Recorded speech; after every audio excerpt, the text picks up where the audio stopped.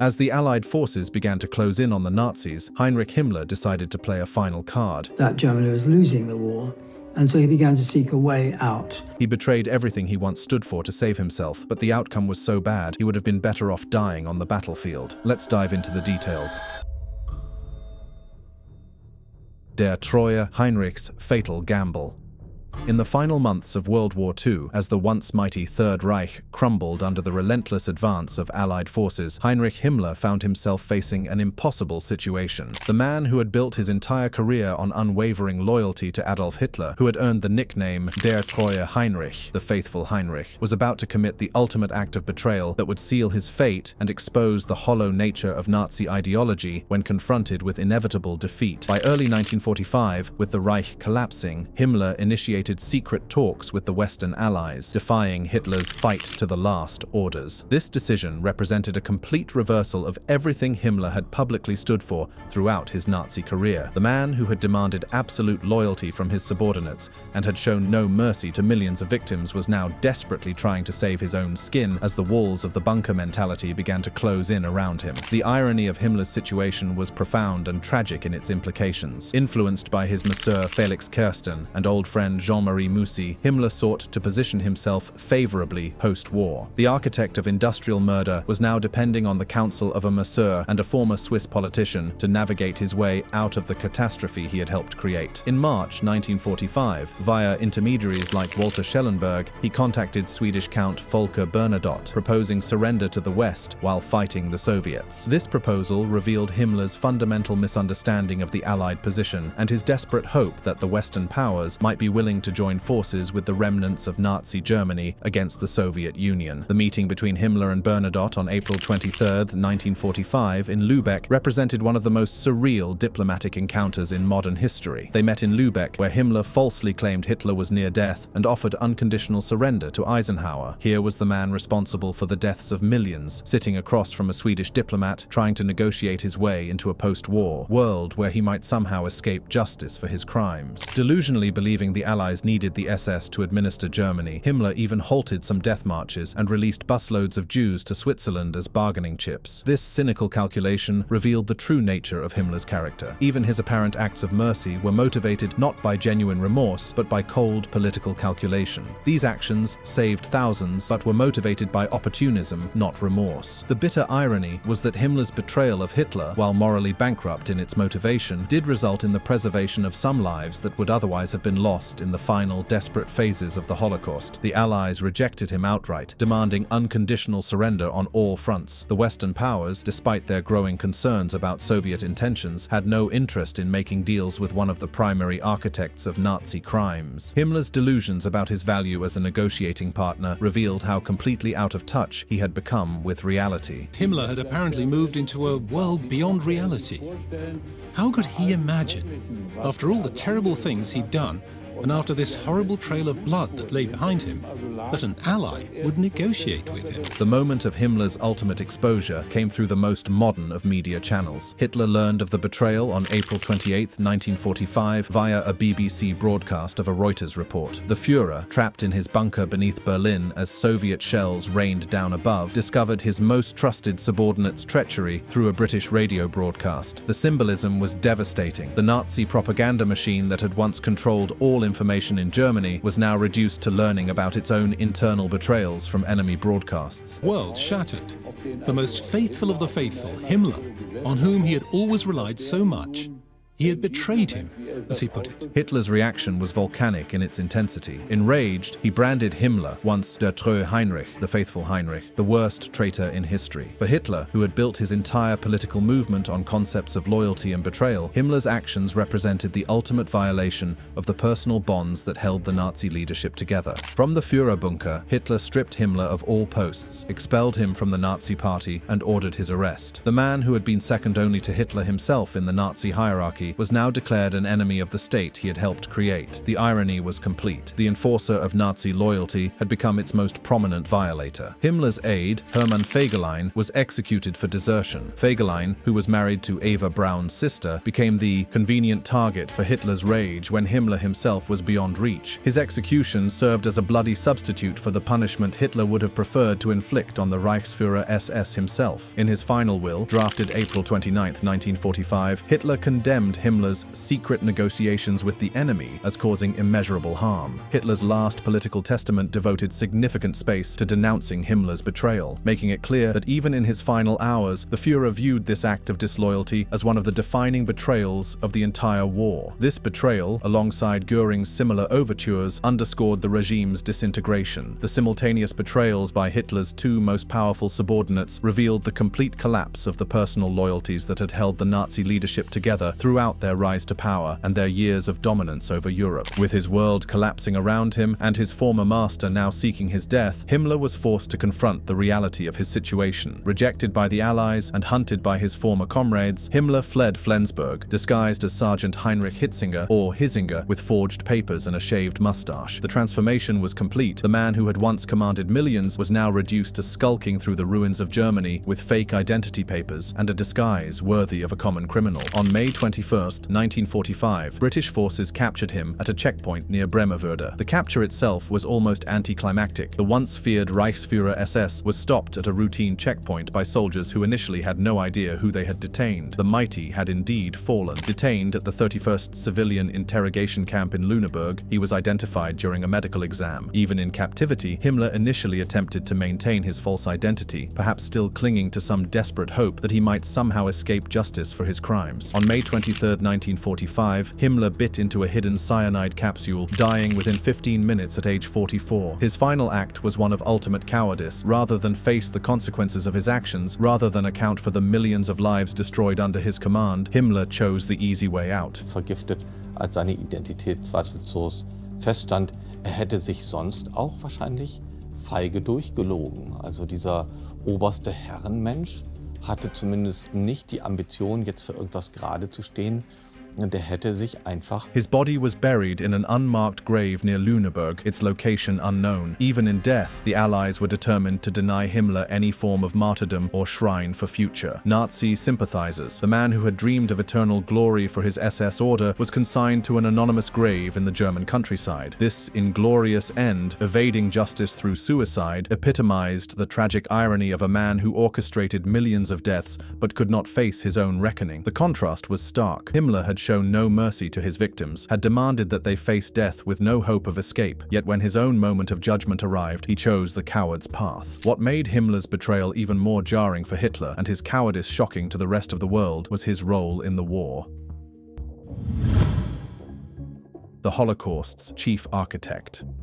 As the flames of World War II engulfed Europe, Heinrich Himmler stood at the pinnacle of his power, commanding an empire of terror that stretched from the Atlantic to the Urals. What followed would be humanity's darkest chapter, a systematic campaign of genocide so meticulously planned and ruthlessly executed that it would redefine the very concept of evil in the modern world. World War II amplified Himmler's influence. By 1943, he was Minister of the Interior, controlling intelligence, armaments, and the Volkssturm militia. The war provided Himmler with both the opportunity and the justification for implementing his most radical racial policies. No longer constrained by the need to maintain international appearances or domestic stability, Nazi Germany could finally reveal the true extent of its genocidal ambitions. Himmler's most heinous legacy is his role in the Holocaust. Entrusted by Hitler with the final solution, he oversaw the systematic murder of 6 million Jews and millions more, including Roma, political prisoners, and others deemed undesirable. The scale and systematic nature of these crimes defied all previous understanding of human capacity for evil. The invasion of Poland in September 1939 marked the beginning of Himmler's campaign of ethnic cleansing on an unprecedented scale. Following the 1939 invasion of Poland, Himmler's Einsatzgruppen, mobile killing squads, executed over 65,000 civilians by year's end. These mobile killing units represented a new form of warfare, one that targeted not military objectives, but entire populations deemed racially or politically undesirable. Es geht ja vom ersten Tag an darum, Juden zu verfolgen in Polen, die polnische Intelligenz zu inhaftieren, zu töten. Und dafür steht Himmler. Also er und seine SS-Einsatzgruppen begleiten jeden Krieg.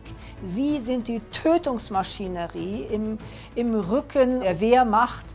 But it was the invasion of the Soviet Union in June 1941 that unleashed the full fury of Himmler's killing machine. After the 1941 invasion of the Soviet Union, these units massacred nearly 2 million, including at Babi Yar. The Einsatzgruppen followed in the wake of the advancing German army, systematically eliminating what Nazi ideology classified as the racial and political enemies of the Reich. Appointed Reich Kommissar for the strengthening of German ethnic stock in 1939, Himmler directed resettlement and ethnic cleansing in occupied territories. This appointment gave Himmler virtually unlimited authority to reshape the demographic composition of Eastern Europe according to Nazi racial theory. Entire populations would be displaced, enslaved, or murdered to make room for German settlers. The horror of Himmler's personal involvement in these atrocities cannot be overstated.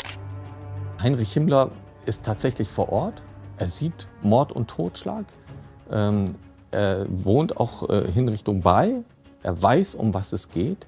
This was not a distant bureaucrat issuing orders from Berlin. This was a man who traveled to witness the implementation of his genocidal policies firsthand. He established extermination camps like Auschwitz, where gas chambers and forced labor claimed millions. The transition from mass shootings to industrial killing represented a chilling evolution in the methodology of genocide. The gas chambers were not just instruments of murder. They were symbols of Nazi Germany's attempt to transform killing into a rationalized bureaucratic process. Und er sagt in einer Rede auch, wir müssen auch Kinder und Frauen ermorden, damit diese nicht unsere späteren Enkel töten oder an ihnen Rache nehmen. Also das sind ganz unglaubliche Vorstellungen, die da am Ende des Perhaps no single document reveals Himmler's mindset more clearly than his speech in Posen in October 1943. Himmler toured camps frequently, witnessing executions, and in a 1943 speech, he callously described Jewish extermination as a small matter. In this address to SS leaders, Himmler spoke with chilling frankness about the ongoing genocide. des Krieges tatsächlich auch noch virulent werden, dass diese Tötungsmaschinerie komplett entgrenzt und die Jagd im Grunde nicht nachlässt auf Gegner oder vor allen Dingen auf Juden, sondern noch einmal richtig Fahrt aufnimmt. Die Nazis entwickeln eine effizientere Tötungsmethode als das Erschießen, die Gaskammern. Hier ersticken die Opfer nach minutenlangem, qualvollem Todeskampf. Im Oktober 1943 reist Heinrich Himmler nach Posen. Hier spricht er vor einer Versammlung von SS-Führern auch über den Völkermord. Ich will auch ein ganz schweres Kapitel, will ich hier vor Ihnen Offenheit nennen. Es soll zwischen uns ausgesprochen sein und trotzdem werden wir nicht in der Öffentlichkeit nie darüber reden. Ich meine die Judenevakuierung, die Ausrottung des jüdischen Volkes. Es gehört zu den Dingen, die man leicht ausspricht. Das jüdische Volk wird ausgerottet. The euphemistic language of evacuation could not disguise the reality of what Himmler was describing. Das sagt Ihnen jede Parteigenosse. Da steht in unserem Programm drin, Auszeichnung der Judenausrottung machen wir Kleinigkeiten. Von euch werden die meisten wissen, was es heißt, wenn 100 Leichen beisammen liegen. Wenn 500 da liegen oder wenn 1000 da liegen. Und das durchgehalten zu haben.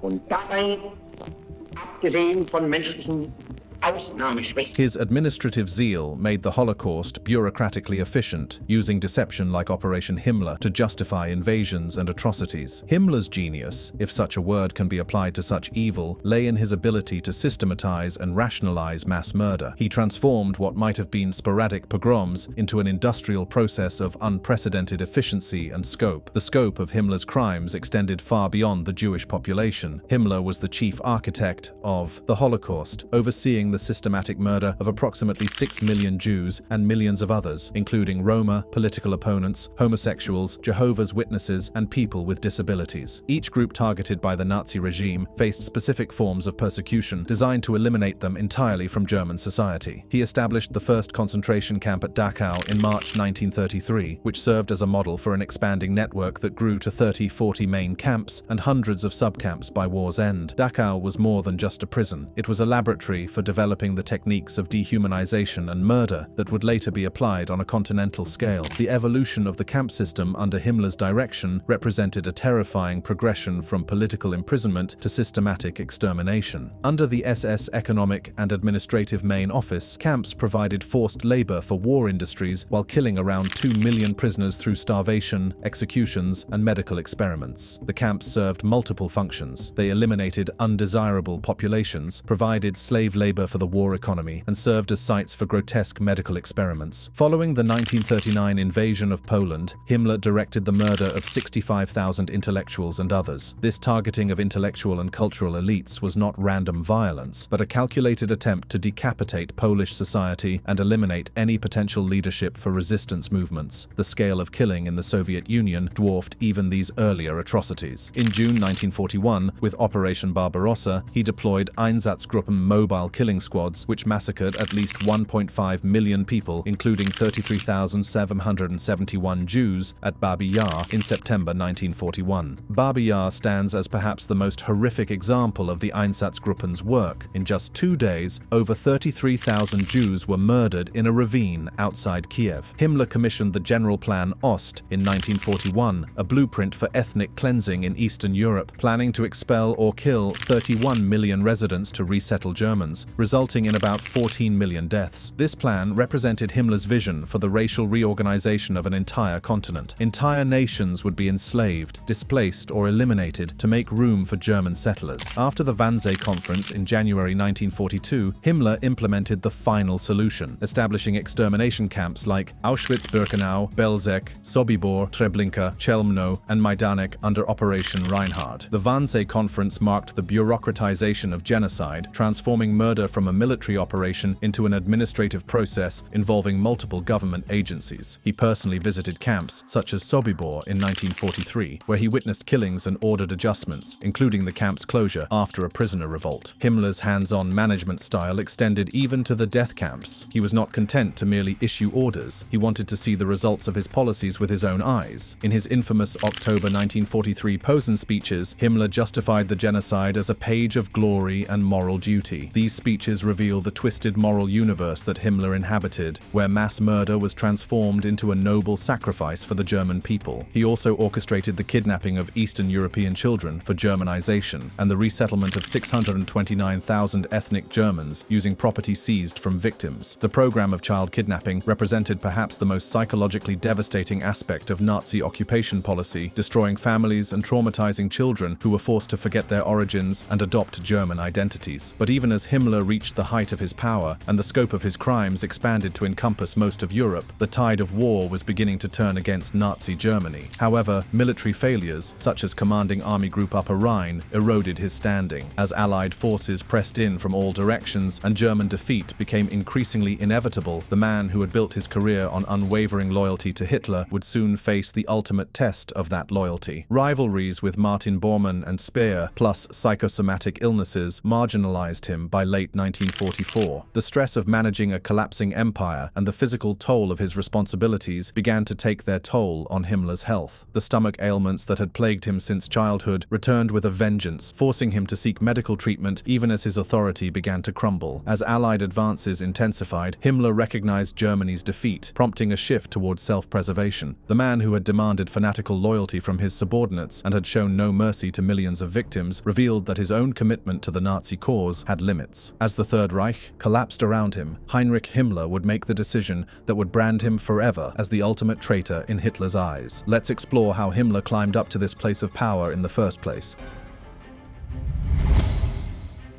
From chicken farmer to mass murderer. Himmler hat eigentlich ganz schüchtern gewirkt. Himmler actually appeared quite shy, not at all self-confident or military or even brutal. He had rather the appearance of a somewhat shy, bourgeois man. Born on October 7, 1900, in Munich, Germany, into a conservative middle-class Roman Catholic family, Heinrich Luitpold Himmler seemed destined for a life of quiet respectability. His father, Josef Gebhard Himmler, was a strict schoolmaster who tutored Prince Heinrich of Bavaria, after whom young Heinrich was named. The irony of this naming would become apparent only decades later, when the boy who bore a prince's name would become one of history's most notorious criminals. The young Himmler's childhood was marked by discipline and academic excellence, yet shadows of his future darkness already began to emerge. He grew up in a disciplined environment, excelling academically, but suffering from poor health, including stomach ailments that plagued him throughout life. These psychosomatic symptoms, which would persist well into his adult years, perhaps foreshadowed the internal torment that would drive his obsessive pursuit of power and racial purity. Und Ziele hat er, vor allen Dingen möchte er Soldat werden. Das Soldatische spielt ohnehin in dieser Zeit auch in der Familie Himmler eine große Rolle. Aspiring to a military career, he enlisted in a reserve battalion during World War I, but saw no combat before the armistice. It was bitter for Himmler that he, who had volunteered after his Abitur and wanted to take up an officer career, did not get to serve on the front line. That is, could no longer prove himself in this great war. This failure to achieve military glory would haunt Himmler for the rest of his life, driving him to compensate through increasingly extreme displays of martial authority and ruthless efficiency. Und das war für viele junge Männer damals ein Manko quasi, nicht eingesetzt zu sein, nicht gewollt zu sein, nicht zu genügen. Und man kann schon später sehen, dieses stark militärische Auftreten von Himmler mit diesem kurzgeschorenen Haaren, immer in Uniform, dass er womöglich versuchte, doch dieses frühe Versagen, so wie er das vielleicht sah im Ersten Weltkrieg, zu kompensieren. The aftermath of Germany's defeat in 1918 left the young Himmler spiritually and psychologically devastated. Post-war, he studied agriculture at the Technical University of Munich, graduating in 1922, and briefly worked as a fertilizer salesman. But the chaotic Weimar Republic that emerged from the ashes of Imperial Germany would prove to be the crucible in which Himmler's radical transformation began. The chaotic Weimar Republic fueled Himmler's radicalization. He joined right-wing paramilitary groups like the Freikorps and embraced nationalist anti-Semitic ideologies. The Germany of the 1920s was a nation wounded and humiliated, desperately searching for scapegoats and simple solutions to complex problems. In this atmosphere of resentment and radical politics, Himmler found his calling. In 1923, he participated in Hitler's failed beer hall putsch, marching alongside Nazi leaders like Ernst Röhm and Hermann Göring. Though the putsch failed spectacularly, it marked Himmler's entry into the inner circles of Nazi power. Und deshalb ist er auch von Beginn an jemand, der von den anderen Nationalsozialisten als junger, engagierter Kämpfer von Beginn an wahrgenommen wird, was ihm innerhalb der NS-Bewegung eine entsprechende Glaubwürdigkeit. Joining the Nazi Party, NSDAP, in 1923 and the Schutzstaffel, SS, in 1925, Himmler quickly demonstrated organizational prowess. What set Himmler apart from the beer hall brawlers and street fighters who dominated the early Nazi movement was his methodical, bureaucratic approach to violence and his unwavering loyalty to Adolf Hitler. The moment that would define Himmler's destiny came in 1929 when Hitler appointed him Reichsführer SS, transforming the small 290-man bodyguard unit into an elite force loyal to the Führer. Under Himmler's leadership, the SS would grow from this insignificant protection squad into a vast empire of terror that would eventually encompass police forces, concentration camps, and military units. Himmler's vision emphasized racial purity, discipline, and unwavering obedience, setting the stage for the SS's expansion. But this was more than mere organizational restructuring. Himmler was crafting what he envisioned as a new knightly order, a racial elite that would serve as the backbone of Hitler's thousand-year Reich. Sogenannte rassische Elite auch darstellte. Und das war für Himmler natürlich genau der Hebel seiner Ideologie, den er ansetzen konnte. Also dieses neue Menschengeschlecht, diese neuen Menschentypen, diese überlegene Rasse, die wollte er in der SS konzentrieren.